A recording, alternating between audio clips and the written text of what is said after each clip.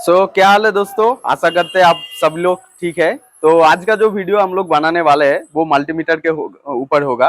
तो जैसे आप देख पा रहे हैं मेरा सामने एक मल्टीमीटर है जो नॉर्मल सा एक मल्टीमीटर है। मार्केट में आपको 150 रुपये में ये वाला मल्टीमीटर मिल जाएगा। भले ही इसका प्राइस बहुत कम हो लेकिन इसमें काम जो एक्चुअल में महंगा वाला मल्टीमीटर होता है उससे ही उसके ही जैसा ये काम करता है।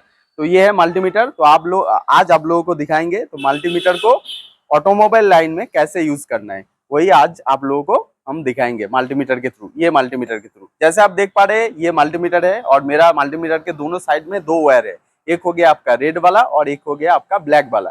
तो ये दोनों वायर का भी क्या जरूरत है वो भी हम लोग बताएंगे। तो ये जो मल्टीमीटर है पहले एक बार देख लीजिए। मल्टीमीटर में जितना भी चीजें हैं क्या क्या इससे आप माप सकते हैं वो पहले मैं एक बार बता देता हूँ।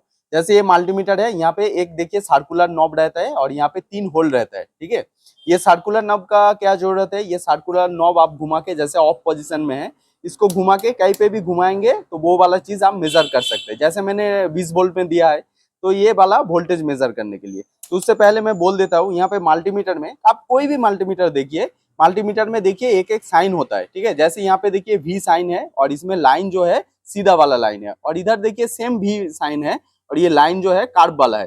तो इसका मतलब क्या है ये पहले आप लोगों को समझ लेना है।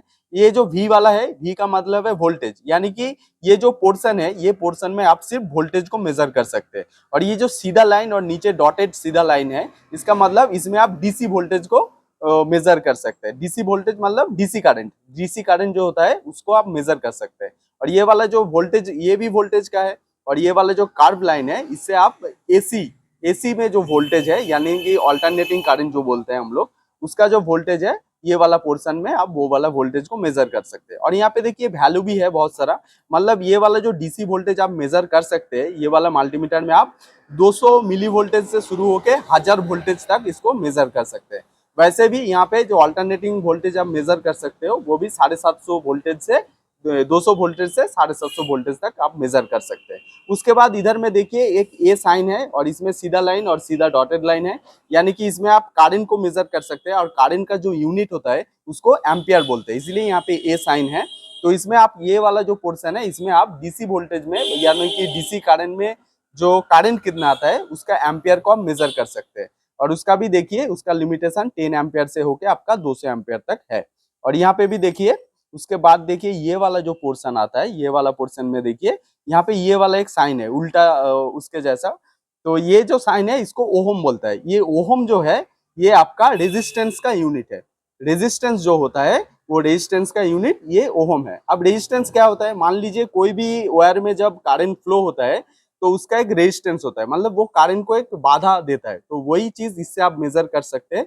और ये वाला पोर्शन जो है रेजिस्टेंस भी आप 200 ओहम से लेके 2000 ओहम तक इसको मेजर कर सकते हैं। उसके बाद वाला ये वाला जो साइन है इसको देख लीजिए, ये हम लोग का ऑटोमोबाइल फील्ड में बहुत जरूरत पड़ता है। ये जो साइन है इसको बोलते हैं कंटिन्यूटी साइन, यानी कि ये साइन में देके आप कोई भी वायर का कंटिन्यूटी को मेजर कर सकते हैं। इसका मतलब वायर सही है कि नहीं, कहीं कहीं बीच में टूट तो नहीं गया है, ये वाला चीज आप मेजर कर सकते हैं। कैसे मेजर करना है वो हम लोग वीडियो में बाद में बताएंगे। और इसके बाद देखिए यहाँ पे ये वाला एक साइन है और ये वाला साइन है, ये दोनों मैं ऑब्सोलेट कर देता हूँ क्योंकि ऑटोमोबाइल फील्ड में इसका जरूरत ना के बराबर है। ये आपका कोई सर्किट वगैरह का जो लोग काम करता है, मान लीजिए टेप रेडियो वाला रिपेयर करता है, उन लोगों को कभी कभी जरूरत पड़ता होगा, लेकिन ऑटोमोबाइल फील्ड में ये जो दोनों पोर्शन है इसको इसका जरूरत लगभग नहीं है। अब आइए यहाँ पे देखिए, यहाँ पे एक सर्कुलर राउंड है उसके अंदर होल है और यहाँ पे लिखा है एनपीएन और पीएनपी। या ये आपका ट्रांजिस्टर को मेजर करने के लिए, यानी कि एनपीएन और पीएनपी जो ट्रांजिस्टर है उसको आप यहाँ पे घुसा के टेस्ट कर सकते हो। ये भी ऑटोमोबाइल का लाइन में, हम लोग का लाइन में जरूरत नहीं पड़ता है, ये जो लोग सर्किट का काम करता है उन लोगों को जरूरत पड़ता है। और यहाँ पे आइए जो 3 होल का मैं बात कर रहा था, यहाँ पे देखिए ऊपर वाला जो है 10 एम्पियर लिखा हुआ है, यानी कि ये वाला में आप 10 एम्पियर वाला करंट को मेजर कर सकते हैं। उसके नीचे देखिए वोल्टेज ओहम और मिली एम्पियर का साइन है, इसमें आप वोल्टेज ओहम और मिली एम्पियर यानी कि करंट जो एम्पियर का बहुत कम वाला हिस्सा होता है उसको भी आप मेजर कर सकते हैं। और उसके नीचे देखिए यहाँ पे कॉम बोल के लिखा है, यानी कि कॉमन। तो जो आप कुछ भी मेजर कीजिए ये कॉमन वाला आपको हमेशा यूज करना है। आप कैसे यूज करना है वो मैं आप लोगों को दिखा देता हूँ। तो यहाँ पे देखिए जैसे मैंने पहले ही बताया था, यहाँ पे एक ब्लैक कलर का वायर है और रेड कलर का वायर। तो ये ब्लैक कलर का जो वायर है, आप मल्टीमीटर को कोई भी चीज में यूज कीजिए, इसको हमेशा कॉमन में फिक्स रखना है। तो ये कॉमन में फिक्स रखेंगे तो आप कोई भी चीज को मेजर कर सकते हैं। आपको वोल्टेज भी मेजर करना है तब भी ये कॉमन में रहेगा, आपको करंट भी मेजर करना है तब भी ये कॉमन में ही रहेगा। और इधर में देखिए ये जो रेड वाला वायर है, ये रेड वाला वायर को आप कोई भी चीज मेजर करने के लिए, जो चीज आप मेजर करना चाहते हैं उस वाला होल में घुसाना पड़ेगा। जैसे मेरे को वोल्टेज या रेजिस्टेंस अगर मेजर करना है, यहाँ पे जैसे लिखा है वोल्टेज और रेजिस्टेंस मेजर करना है, तो ये वाला रेड वाला को मैं यहाँ पे लगाऊंगा। और मान लीजिए मेरे को लीकेज करंट, जो हम लोग का ऑटोमोबाइल में बहुत जरूरत पड़ता है, लीकेज करंट टेस्ट करना है, जिसको एम्पियर में टेस्ट किया जाता है, तो ये वाला को यहाँ से हटा के यहाँ में घुसाना है। और एक चीज आपको हमेशा ध्यान में रखना है, जब भी आप लीकेज करंट टेस्ट करते हैं उसके बाद ये वाला जो नॉब है इसको निकाल के जरूर यहाँ पे घुसा के रखिए। नहीं तो बहुत दफा क्या करते हैं मैकेनिक लोग या टेक्नीशियन लोगों से क्या गलती हो जाता है, ये वाला लीकेज करंट एम्पियर में मेजर करने के बाद ये वाला नॉब यहीं पे रह जाता है, और उसके बाद आपको ध्यान नहीं है और आप मल्टीमीटर में वोल्टेज चेक करने गया और ये दो पिन से आप वोल्टेज में, मान लीजिए बैटरी में पॉजिटिव नेगेटिव में लगा के आप चेक कर रहे हैं, तो उसमें क्या होता है, मल्टीमीटर खराब हो जाता है। ठीक है, तो ये वाला चीज को हमेशा ध्यान में रखना है। जब भी आप लीकेज करंट को मेजर कर रहे हैं मल्टीमीटर से, तो मेजर करने के बाद आपको ये वाला को निकाल के हमेशा यहाँ में वोल्टेज वाला जो होल है वहां पे घुसा के रखना है। तो आइए आप लोगों को पहले ही आज दिखा देते हैं वोल्टेज कैसे मेजर करना है। मान लीजिए मल्टीमीटर के ये जो राउंड नॉब है इसको क्या करना है, घुमा के ये 20 वाला वोल्टेज में सेट कर देना है। यहाँ पे देखिए 20 वोल्टेज है, तो मैं 20 में क्यों सेट कर रहा हूँ, ये आप लोगों का क्वेश्चन रह सकता है। क्योंकि ऑटोमोबाइल में जो बैटरी यूज होता है, मान लीजिए छोटा गाड़ी में जो ये बैटरी यूज होता है, ये 12 वोल्टेज का बैटरी होता है। तो मेरे को जो वोल्टेज मेजर करना है उसका ज्यादा से ज्यादा 12 से 14 वोल्टेज तक होता है, तो इसलिए इसको 20 वोल्टेज में मैं सेट कर दिया। तो वोल्टेज में सेट कर दिया, और यहाँ पे देखिए दो नॉब जो लगा हुआ है, कॉमन वाला कॉमन में ही लगा है, और ये रेड वाला ये वोल्टेज वाला वोल्टेज और रेजिस्टेंस वाला पोर्शन में लगा हुआ है। तो इसके में वोल्टेज कैसे मेजर करना है, ये काला वाला जो है इसको आप बैटरी नेगेटिव में लगा दीजिए या तो टच कर दीजिए, और रेड वाला जो है पॉजिटिव में। तो यहाँ पे देखिए मल्टीमीटर में वोल्टेज कितना शो कर रहा है, 12.6। ठीक है, 12.66 वोल्टेज शो कर रहा है, यानी कि ये जो बैटरी का वोल्टेज है 12 वोल्टेज का बैटरी है, जैसे मैंने बताया था वही यहाँ पे शो कर रहा है। तो जब भी आप ऐसे ही मेजर करेंगे वोल्टेज को, या बैटरी वोल्टेज या भी कोई भी सेंसर में आप चेक कर रहे हैं, तो ये नेगेटिव वाला को हमेशा नेगेटिव में लगना है। कॉमन वाला जो यहाँ पर नीडल है इसको नेगेटिव में लगा के रखना है, और पॉजिटिव वाला जो वायर है इसको बैटरी में लगाइए पॉजिटिव में, तो वोल्टेज दिखाई देगा। अब मान लीजिए आप कोई भी सेंसर में वोल्टेज चेक करना चाहते हैं, जैसे मान लीजिए यहाँ पे आपका इंजेक्टर जो है, मान लीजिए एक इंजेक्टर में आप वोल्टेज चेक कर रहे हैं, तो इसमें भी आप 1 बाई 1 वोल्टेज चेक कर सकते हैं। जैसे ये इंजेक्टर का कपलर है, अब इसमें कैसे मेजर करना है, इसमें मेजर करने के लिए जैसे मैं बताया आप लोगों को, ये नेगेटिव वाला जो नीडल है इसको नेगेटिव में टच करके रखेंगे, और पॉजिटिव वाला जो नीडल है इसमें एक 1 बाई 1 पिन में इसको लगाएंगे। देखिए यहाँ पे लगा दिया मैंने, और यहाँ पे देखिए वोल्टेज कुछ नहीं शो कर रहा है, और दूसरा वाला में मैं लगा रहा हूँ। अब देखिए यहाँ पे देखिए 5 वोल्टेज शो कर रहा है, यानी कि इसका जो लाइन है, एक लाइन आपका सप्लाई वाला लाइन है उसमें 5 वोल्टेज आ रहा है, और दूसरा वाला जहाँ पे ये वोल्टेज कुछ भी शो नहीं कर रहा है, ये क्या होता है, गाड़ी जब आप क्रैंक करते हैं इसमें आपका जो ईसीएम है यहाँ पे आपका ग्राउंड भेजता है, तो इसलिए यहाँ पे फिलहाल कुछ नहीं शो कर रहा है। तो ऐसे आप कोई भी कपलर में जब वोल्टेज चेक करेंगे, तो एक वाला आपका कॉमन वाला जो पिन है उसको नेगेटिव में लगा के रखिए, और पॉजिटिव वाला जो पिन है रेड वाला उसको आप 1 बाई 1 ऐसे लगा के आप चेक कर सकते हैं। तो ऐसे आप वोल्टेज चेक कर सकते हैं। अब दूसरा वाला आप दिखाएंगे, इसको रेजिस्टेंस कैसा चेक करना है। तो रेजिस्टेंस चेक करने के लिए आइए कुछ दूसरा चीज का मैं हेल्प ले लूंगा।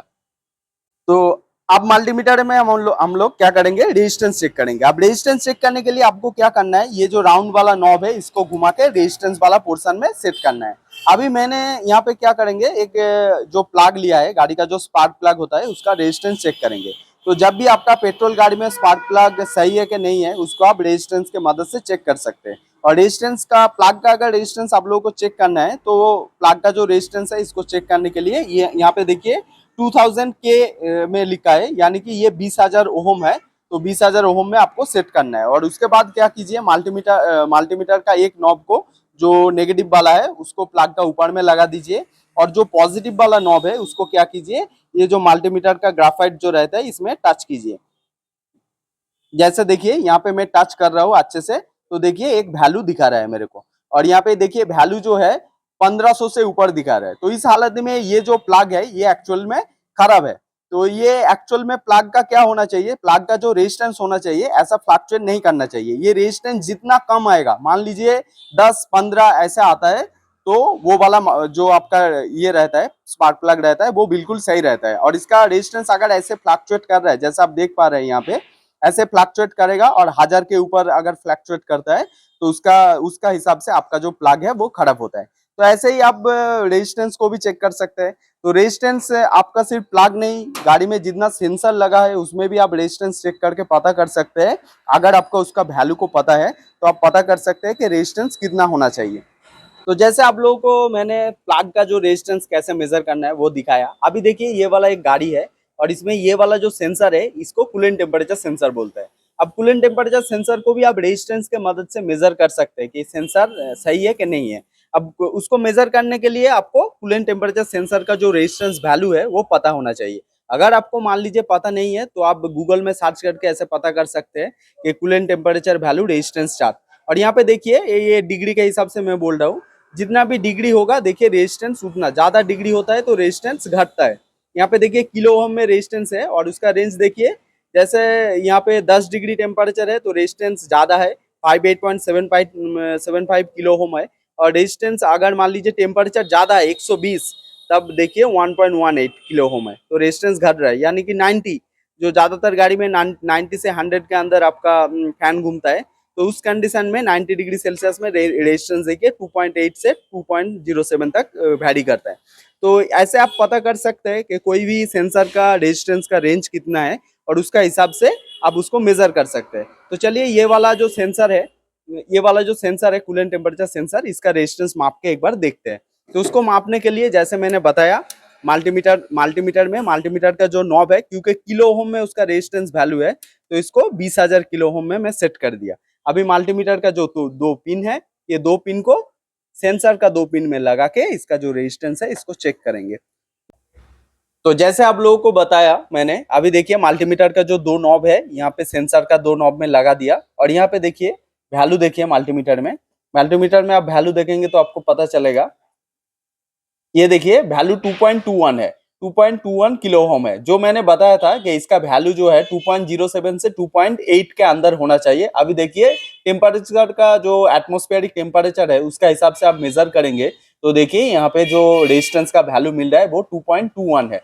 तो वो जो रेजिस्टेंस का वैल्यू होना चाहिए उसका अंदर ही है, तो इसका मतलब ये सेंसर बिल्कुल सही है। ऐसे ही आप कोई भी सेंसर का अगर आपको रेजिस्टेंस का वैल्यू पता है तो उसको ऐसे आप मेजर करके चेक कर सकते हैं सेंसर सही है कि नहीं है। अब मल्टीमीटर के थ्रू हम लोग आपका कंटिन्यूटी कैसे मेजर करते हैं इसको बताएंगे। ये देखिए ये कंटिन्यूटी का साइन है, तो जब भी आप कंटिन्यूटी मेजर करेंगे तो नॉब को घुमा के कंटिन्यूटी में देना पड़ेगा। और आपका ये जो दो नॉब है ये जैसे कॉमन में कॉमन और आपका वोल्टेज वाला में ये वाला लगा रहेगा। अब कंटिन्यूटी मेजर क्यों करना चाहिए, मान लीजिए कोई भी तार वो सही है कि नहीं है, उसमें कहीं टूटा हुआ कि नहीं है, वो मेजर करने के लिए कंटिन्यूटी मेजर करते हैं हम लोग। जैसा मान लीजिए मेरे पास एक तार है, ये देखिए एक पूरा तार है, ये कहीं पे भी कटा हुआ नहीं है, तो इसका कंटिन्यूटी हम कैसे मेजर करेंगे। जैसे कंटिन्यूटी में दे दिया, अभी देखिए इसका दो नॉब को, एक को यहाँ पे लगा दिया और दूसरे को यहाँ पे लगा दिया, और देखिए साउंड सुने,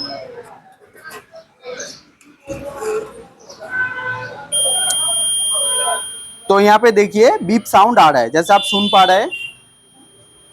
देखिए यहाँ पे मल्टीमीटर से बीप साउंड आ रहा है, इसका मतलब क्या है, ये यूआर सही है, कहीं पे कटा हुआ नहीं है। और रेजिस्टेंस वैल्यू भी देख लीजिए, ये भी बहुत इंपॉर्टेंट चीज है। ये जो रेजिस्टेंस वैल्यू है देखिए 0.001 है, इसका मतलब ये जो रेजिस्टेंस वैल्यू है सही है। अगर मान लीजिए ये 100 आ गया, 200 आ गया, तो मतलब इसका तार जो है ना, इसका रेजिस्टेंस बढ़ गया है, उसके लिए भी तार आपका खराब हो सकता है। भले ही आपका कंटिन्यूटी मिल रहा है, लेकिन ये जो रेजिस्टेंस है ये मान लीजिए 0.5 से 0.8 के अंदर रहने से सही है। तो उससे ऊपर रहेगा, मान लीजिए 50, 30, 15, 20 ऐसा रहेगा, तो उसका मतलब वायर का जो रेजिस्टेंस है वो बढ़ गया है। ठीक है, अभी जैसे इसका कंटिन्यूटी मिल रहा है, अभी क्या करेंगे, मान लीजिए एक ये लिया, नोज प्लस लिया, और नोज प्लस से मैंने ये वायर को कट दिया ऐसे। ये देखिए पहले पूरा काटा नहीं है, पंच किया है। अभी इसका भी रेजिस्टेंस आप लोगों को दिखाएंगे और कंटिन्यूटी क्या है वो भी आप लोगों को पहले दिखा लेते हैं। देखिए अभी भी पूरा काटा नहीं है, फिर भी कंटिन्यूटी आपका मिल रहा है। अभी मान लीजिए इसको ऐसे टूट गया वायर, ये होता है वायरिंग के अंदर बहुत सारा टाइम क्या होता है, वायर टूट जाता है। तब आप ये ऐसे कंटिन्यूटी मेजर करेंगे, देखिए कोई बीप साउंड नहीं आ रहा है। और यहाँ पे देखिए ये साइड में 1 लिखा हो रहा है, इसका मतलब क्या है, ये वायर जैसे ये काट दिया मैंने तो ऐसा ही वायर कहीं पे टूटा हुआ होगा। उस हालत में क्या होगा, आपको कंटिन्यूटी नहीं मिलेगा। तब आपको समझ जाना है कि वायर खराब है, कहीं पे टूट गया है। और कंटिन्यूटी मिल रहा है तो वो सही है। और कंटिन्यूटी मिल रहा है फिर भी उसका रेजिस्टेंस, जैसे मैंने बोला था, रेजिस्टेंस अगर ज्यादा है तो उस हालत में आपको ये भी समझ जाना है कि वायर का रेजिस्टेंस बढ़ गया है। उस हालत में भी वायर जो वोल्टेज सप्लाई करना चाहिए उससे कम सप्लाई कर रहा है, तो उस हालत में भी आपको वायर को सही तरह से चेक करना पड़ेगा। तो चलिए एक बार गाड़ी में भी दिखा देते हैं। तो आइए गाड़ी में चेक कराते हैं। तो ये बोलेरो पिकअप है, और बोलेरो पिकअप में ये देखिए, ये आपका फ्यूल टेम्परेचर सेंसर है, इसका कपलर है। यहाँ पे फ्यूल टेम्परेचर सेंसर है जो डीजल फिल्टर के ऊपर है, और ये इसका कपलर है। अभी मान लीजिए आपको इसमें चेक करना है, तो पहले हम लोग क्या करते हैं, जब भी वायरिंग चेक करते हैं तो वोल्टेज चेक करते हैं। तो वोल्टेज चेक करने के लिए 20 वोल्ट में सेट कर देते हैं, और जैसे मल्टीमीटर का कॉमन वाला पोर्ट को नेगेटिव में सेट कर दिया, और दूसरा वाला को ऐसे, जैसे बिल्कुल मैंने पहले बताया, ये देखिए सेट, ये चेक कर रहा है। तो देखिए एक में 12 वोल्टेज मिल गया। अब तो जैसे आपको यहाँ पे दिखाया कि वोल्टेज 12 वोल्टेज मिल गया, ठीक है। अभी कंटिन्यूटी कितने में मिल रहा है वो भी चेक करना पड़ेगा आपको। तो अभी कंटिन्यूटी कितना में मिल रहा है वो भी चेक करना पड़ेगा। जैसे मेरे को एक वाला में, ऐसा एक वाला पिन में 12 वोल्टेज मिल गया, तो अभी कितने में कंटिन्यूटी मिल रहा है, यानी कि ग्राउंड मिल रहा है, वो चेक करेंगे। उसको चेक करने के लिए आप इसे मल्टीमीटर को घुमा के कंटिन्यूटी में सेट कर दीजिए। अब उसके बाद 1 बाय 1 पिन को टच करके देखिए किसमें कंटिन्यूटी मिल रहा है। ये देखिए यहाँ पे कुछ नहीं मिला। अब दूसरा वाला में ये देखिए यहाँ पे बीप साउंड आ रहा है, आपको साउंड सुना रहा हूं मैं। तो जैसे आप लोगों को बताया, ये वाला दूसरा पिन में सुनिए, देखिए बीप साउंड आ रहा है। और इसका रेजिस्टेंस भी देख लीजिए, देखिए 001 है। इसका मतलब रेजिस्टेंस भी सही है, मतलब वायर भी सही है, और कंटिन्यूटी भी मिल रहा है। इसका मतलब ये वाला इसमें ग्राउंड सही मिल रहा है। अब तीसरा वाला में चेक करते हैं, इसमें नहीं है।